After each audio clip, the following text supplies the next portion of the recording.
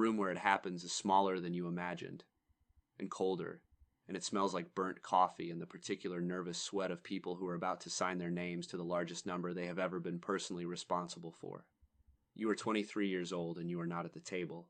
You are standing against the back wall in a borrowed blazer that does not quite fit at the shoulders, holding a glass pitcher of water, because that is your entire job. Refill the glasses. Do not speak unless spoken to. You watch 6 people sit down around a conference table over a stack of documents nearly an inch thick, and you watch one of them, a heavy-set man in his early 60s with reading glasses pushed up into gray hair, run the entire room without ever once raising his voice. His name is on none of the documents. He is not the buyer. He is not the seller. He is not the agent for either side. And he is not the lawyer. And he is not the bank.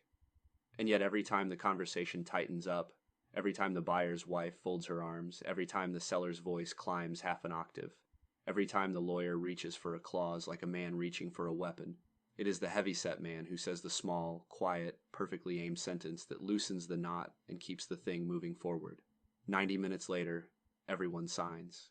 Everyone shakes hands. Everyone leaves believing they got the better end of it.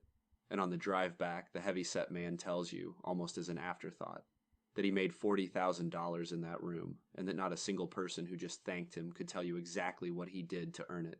You ask him what he did to earn it.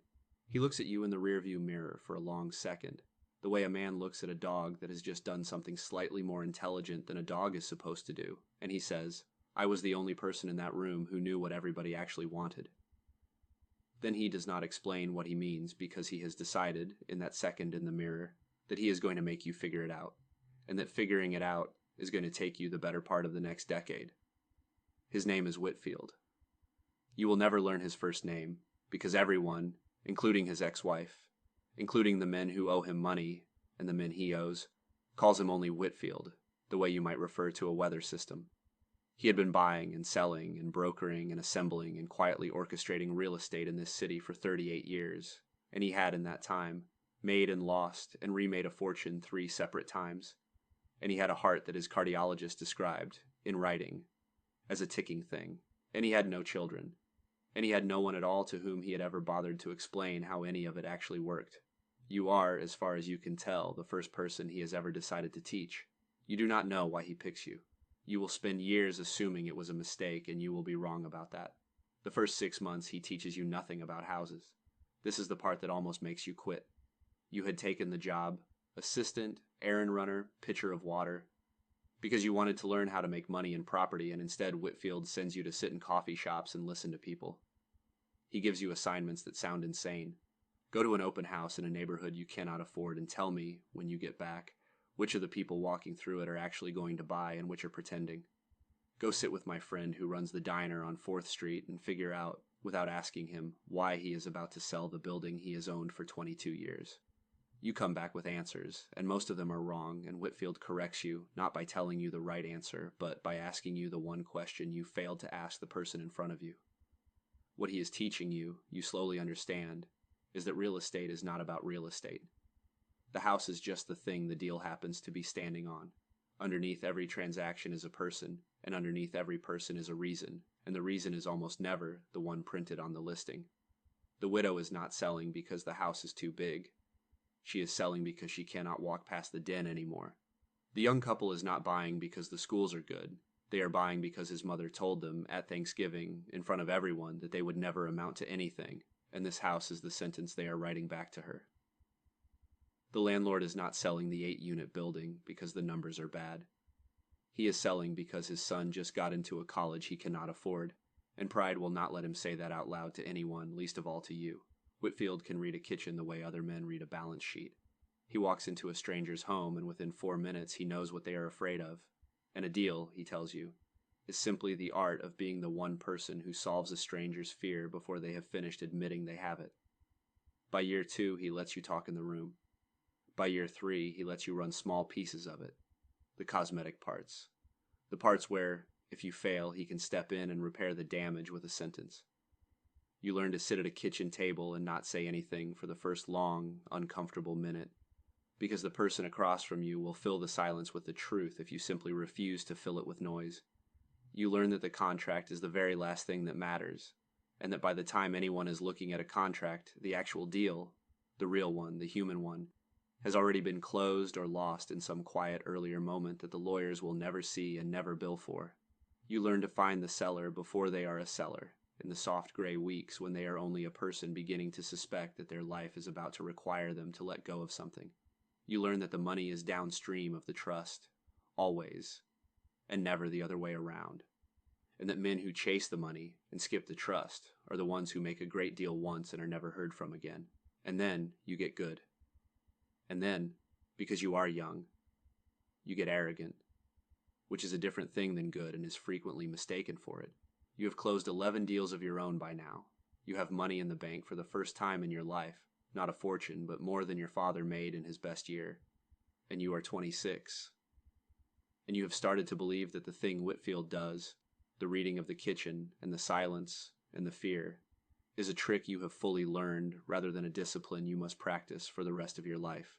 So when a widow named Mrs. Halloran calls the office about the duplex her husband left her, you take the meeting alone and you walk into her kitchen and you actually see correctly, you read it right, that she is not ready, that she is grieving, that the sale is 6 months premature, and you decide to close her anyway, because the numbers are good and the commission is real, and you have, somewhere in the last year, started to believe that what you do is move property rather than serve people.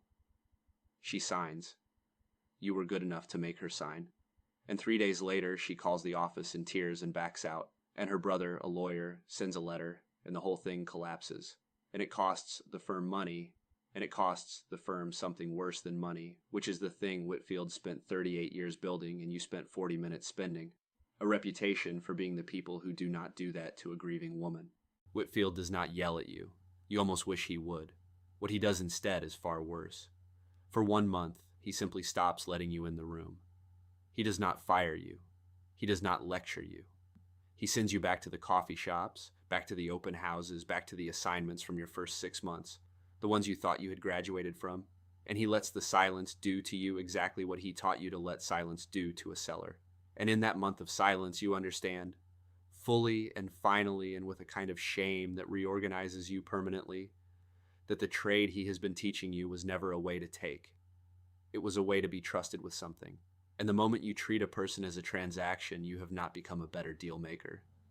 You have become a worse one because you have broken the only tool that ever actually worked. When he lets you back in the room, he never mentions it again. He does not have to.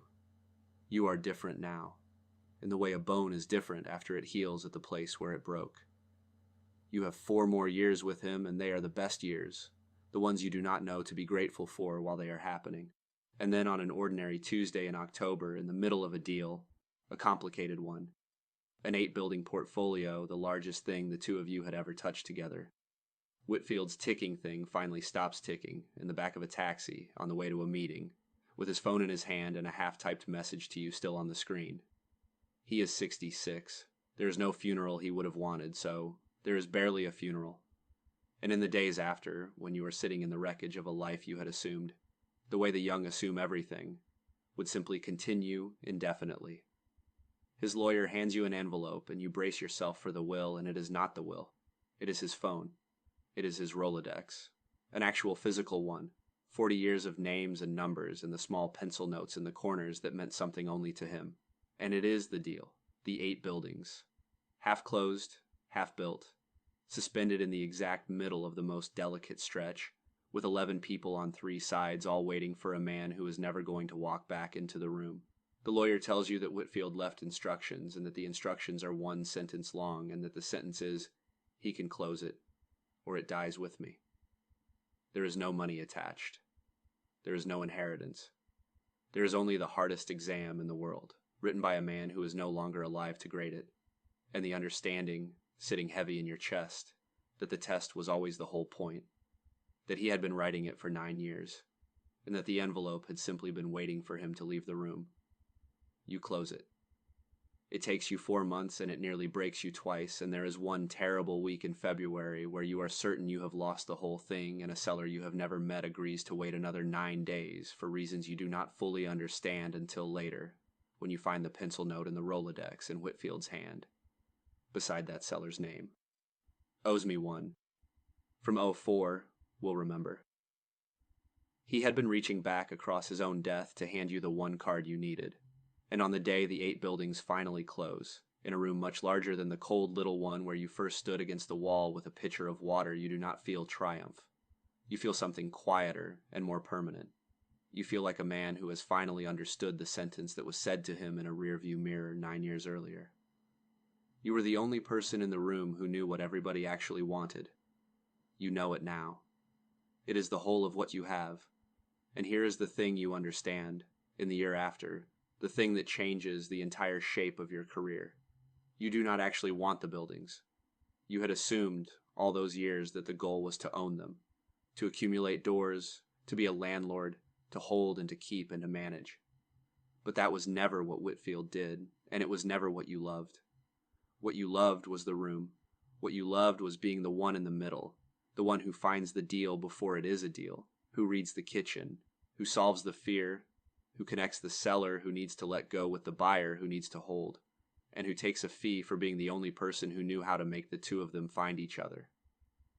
You do not want to carry the weight of the buildings. You want to do the thing Whitfield did.